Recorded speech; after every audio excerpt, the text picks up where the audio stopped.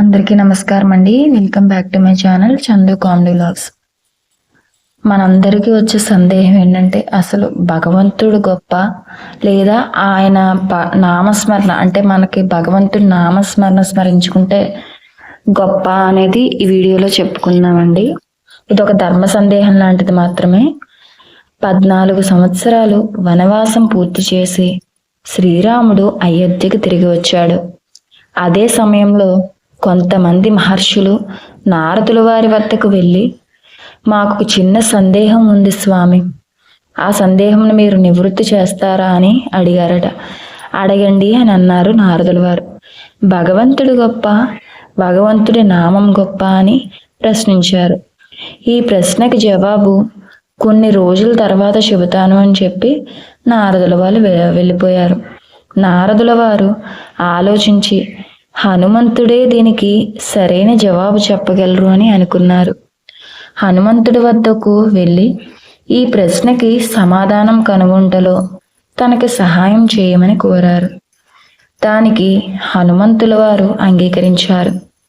నారదుల వారు హనుమంతుణ్ణి శ్రీరాముడు గురువు అయినటువంటి విశ్వామిత్రునికి కోపం వచ్చేటట్లు ప్రవర్తించు, అప్పుడు నిన్ను శిక్షించమని విశ్వామిత్రుడు శ్రీరాముడికి ఆజ్ఞాపిస్తారు.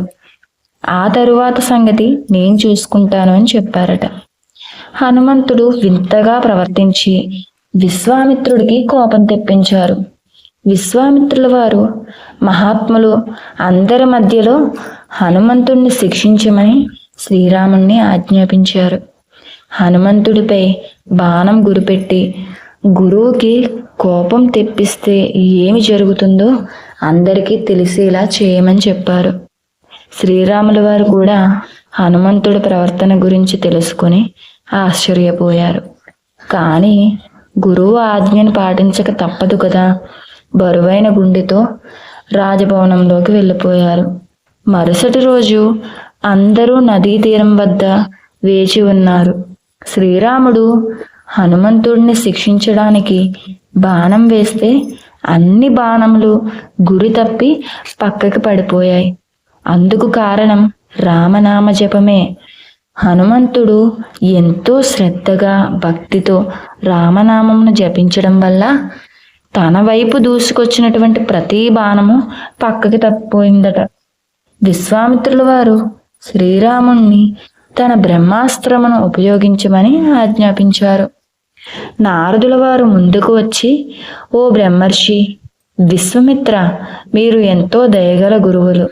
హనుమంతుణ్ణి క్షమించి మీ ప్రేమను క్షమాగుణాన్ని చూపండి అని సున్నితంగా చెప్పారట. విశ్వామిత్రుల వారు హనుమంతుణ్ణి క్షమించారు.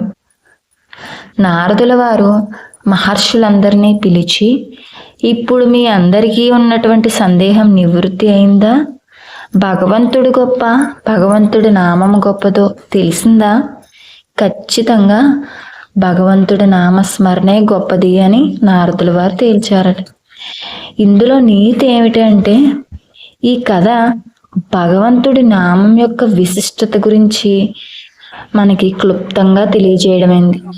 శ్రీరాముడు చంద్రుని పట్ల హనుమంతుని వారి భక్తి మరియు వినయ విధేయతల గురించి ఈ కథ పూర్తిగా తెలియజేస్తోంది. మనం కూడా నిరంతరం నిత్యం ఆ భగవంతుడి నామస్మరణ జపిస్తూ ఉంటే మనకి ఉండేటువంటి కష్టాలు, గ్రహ పీడలు, గ్రహ బాధలు అన్నీ కూడా తీరిపోతాయి.